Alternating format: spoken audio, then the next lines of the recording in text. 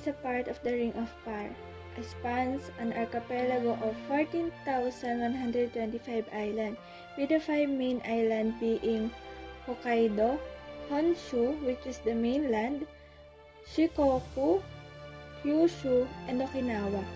Tokyo is the main nation capital and largest city, followed by Yokohama, Osaka, Nagoya, Sapporo, Fukuoka, Kobe, and Kyoto. Japan is also known worldwide for its traditional art, including tea ceremony, calligraphy, and flower arranging. The country has a legacy of distinctive gardens, sculpture, and poetry.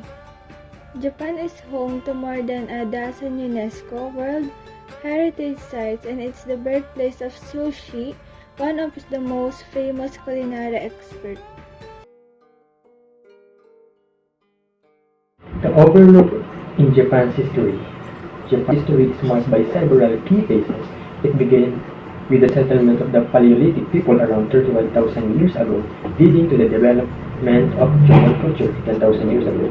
Characterized by hunter-gatherers and distinctive pottery, DNA evidence suggests that the Ainu people may be descendants of the Jomon. The Yayoi people brought metalworking, rice cultivation, and weaving from Korea in the second wave of settlement. The Kofun period, AD 250 to 538, saw the emergence of large burial mounds and aristocratic warlords adopting Chinese customs. Buddhism and the Chinese writing system arrived during the Asuka period, while the Nara period witnessed the development of a central government. The Heian era saw the flourishing of Japanese culture and the rise of the samurai class. In 1185, the shogun or samurai lords took control of the government and ruled on behalf of the emperor, leading to the Kamakura shogunate, a civil war between modern and southern courts in the 14th century, further shaped Japan's political landscape, as regional lords known as daimyo gained power. The Tokugawa shogunate ruled until 1868, when a constitutional monarchy under the Meiji Emperor was established, ending the shogun influence.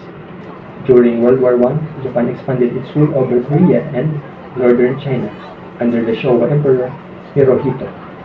Japan aggressively expanded during World War II, surrendered, and subsequently underwent a transformation into a modern, industrialized nation. This history journey reflects the evolution of Japan from its ancient roots to its modern identity.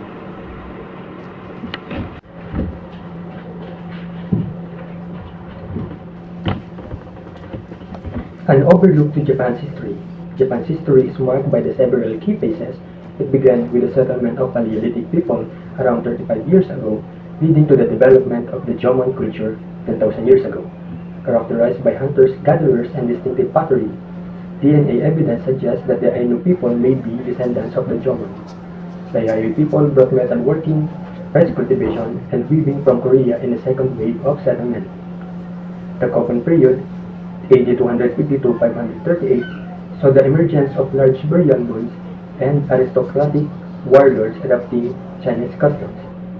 Buddhism and the Chinese writing system arrived during the Asuka period, 538 to 710, while the Nara period, 710 to 794, witnessed the development of a central government. The Heian era saw the flourishing of the Japanese culture and the rise of the samurai class. In 1185, the shogun, or samurai lords, took control of the government and ruled over on behalf of the emperor, leading to the Kamakura shogunate, a civil war between northern and southern courts in the 14th century further shaped Japan's political landscape, as regional lords known as daimyo gained power.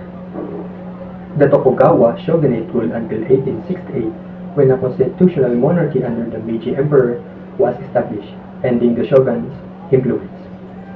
During World War I, Japan expanded its rule over Korea and northern China under the Showa Emperor Hirohito. Japan aggressively expanded during World War II, surrendered, and subsequently underwent a transformation into a modern, industrialized nation. This historical journey reflects the evolution of Japan from its ancient roots to its modern identity.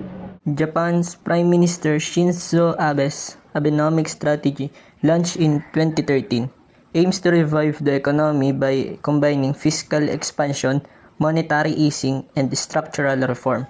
The strategy aims to boost domestic demand and gross domestic product or GDP growth while raising inflation to 2%. Abe's structural policies include increasing competition, reforming labor markets, and expanding trade partnerships. Abenomics refers to a set of aggressive monetary and fiscal policies combined with structural reforms geared toward pulling Japan out of its decades-long deflationary slump. These are the policy's three arrows. Fiscal policy. As part of the fiscal stimulus, the Japanese government issued 10.3 trillion yen for spending on infrastructure, such as roads, buildings, and bridges. The policy aimed to promote investment and spending in the economy to raise the country's gross domestic product or GDP. In 2014, the fiscal package received an additional 5.5 trillion yen. To help fund the increase in public spending, the government doubled the Japan shares the basic values of freedom and democracy with the other industrialized democracies.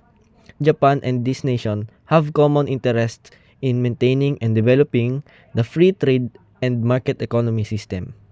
It is Japan's basic foreign policy to maintain strong solidarity and close cooperation with these Western democracies on a broad range of international, political, and economic fields. monetary policy. The Japanese government also used quantitative easing to help increase liquidity in the economy. The Bank of Japan, or BOJ, started a large-scale asset purchase program that purchased assets worth $660 billion annually. The goal was to continue the asset purchases until the country's inflation rate hit the target rate of 2%. In 2016, the BOJ lowered interest rates past zero to increase lending and investment. As of 2018, the short-term interest target was at negative 0.1%. Structural reform. Abenomics was a structural reform aimed at overhauling the Japanese economy and boosting its competitiveness in local and international markets.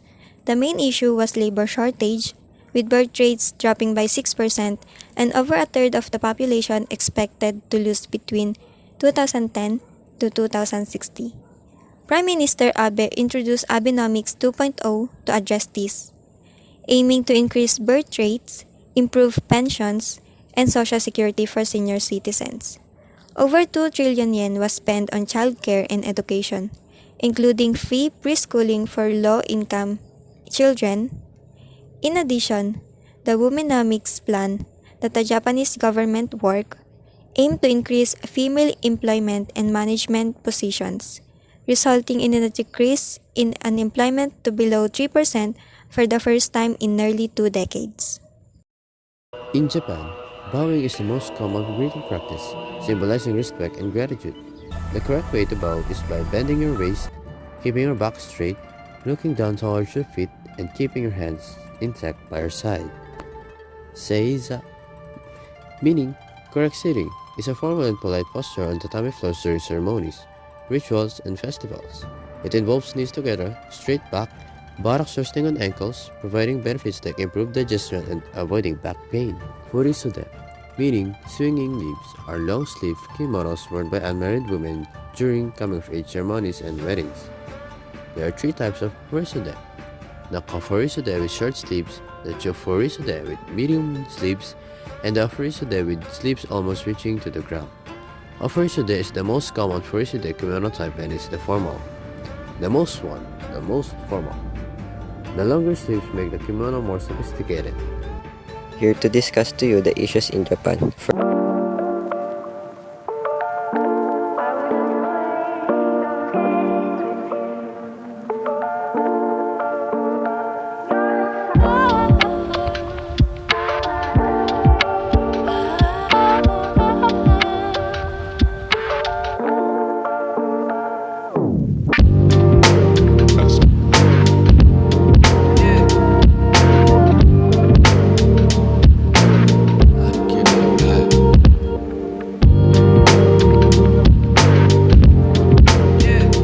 discrimination against Zainichi Koreans. Zainichi Koreans are ethnic Koreans who permanently live in Japan without holding Japanese citizenship and hold roots from the Japanese occupation of Korea in World War II. This marginalized group in Japanese society are often heavily discriminated in local communities, schools, and the workplace and are often urged to hide their Korean identity to avoid such discrimination. In fact, Japanese firms continue to utilize discriminatory hiring practices against Zainichi Koreans. Next, criminal justice. Japan's criminal justice system has long been criticized for violating the human rights of criminal suspects. Criminal suspects in Japan are held in captivity for long periods of time to currents a confessions under subpar condition, and Japanese criminal procedure laws prohibited lawyers from being present during criminal interrogation. Smoking is not allowed in the most restaurants and bars, except in designated areas. This rule is strictly enforced, especially in countries' main cities, and can result in a fine. So don't walk and smoke. Find a smoking area. Drinking outside, on the other hand, doesn't violate any law.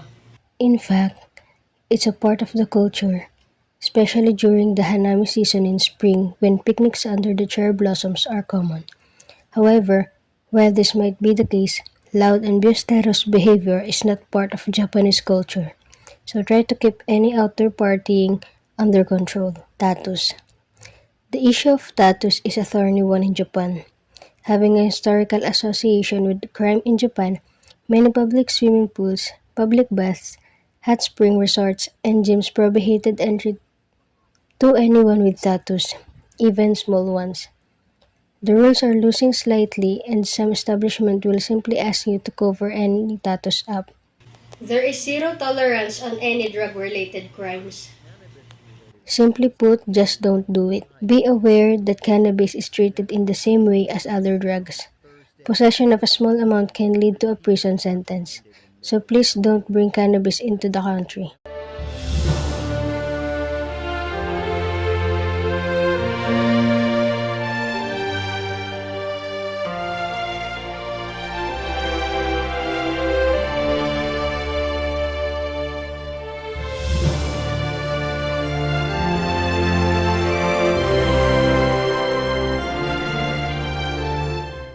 Hello everyone, I am Miyaka Aldea, and now I will tour you to the different beautiful places here in Japan. Okinawa Island. For 450 years before becoming Okinawa Prefecture in 1879, Okinawa was an independent nation called Ryukyu Kingdom. Okinawa Prefecture is the one of the 47 prefectures of Japan and comprises more than 160 inhabited and uninhabited islands. With a combined area of over 200 square kilometers, the population is around 1.4 million. Tokyo, the capital of Japan, is situated at the head of Tokyo Bay on the Pacific coast of central Honshu. First developed into a city during the Tokugawa period, 1603 to 1867. When the site was known as Edo, Tokyo is the core of the Tokyo-Yokohama metropolitan area, commonly used Greater Tokyo. Tokyo was called Edo for a very long time.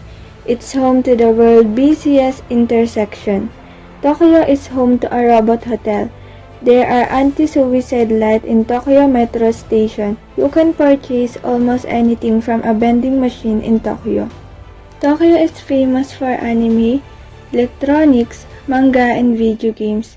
Akihabara is the epicenter of it all. It becomes a jungle of electronic light and color at night, providing a sensory overload for visitors. Getting lost, window shopping, and photography are top activities here.